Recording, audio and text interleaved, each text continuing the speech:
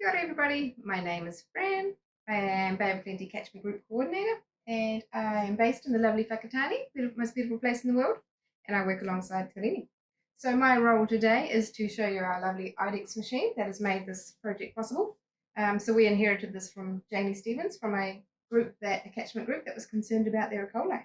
So it's nice and simple. It's basically a sealer, which is a giant laminator really. This is an incubator, pretty self-explanatory. And here we have a fluorescent light that will help us to identify the E-coli once it is glowing. So I'm going to run through a sample today.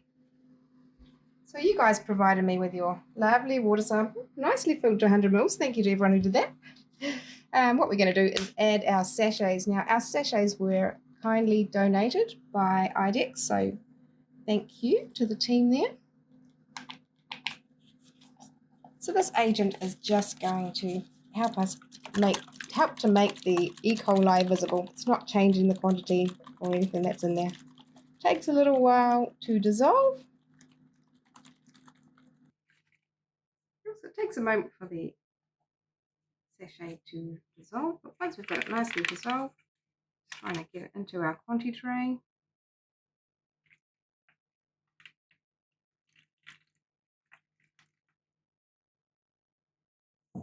And if our sealer behaves, we will pop it through.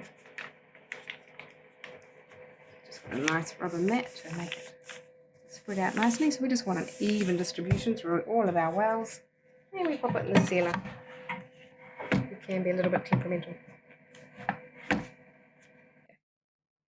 So our lovely sealer today has been a little bit temperamental, but got it out of it eventually. So this is what it looks like. We've just got a nice distribution of liquid through our wells.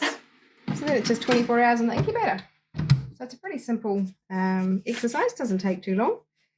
So what I've done today is actually sample my water from home, which I had forgotten to do when we were running the exercise. It'll be very interesting to see in 24 hours what the results were. What I am hoping to see is this example here, which is actually one of the Makatu school samples. And you can see that there are no glowing wells in this sample, which means no E-coli was detected. So this is an example of a river sample that was taken. It was a week or two ago, so it's not an accurate record, but what you can see is all the luminescent wells and the wells that are not glowing. So that tells us that these glowing wells have E-coli present and that the smaller wells, the clear wells, do not. So what we do is we count up our luminescent wells and we come over to our table.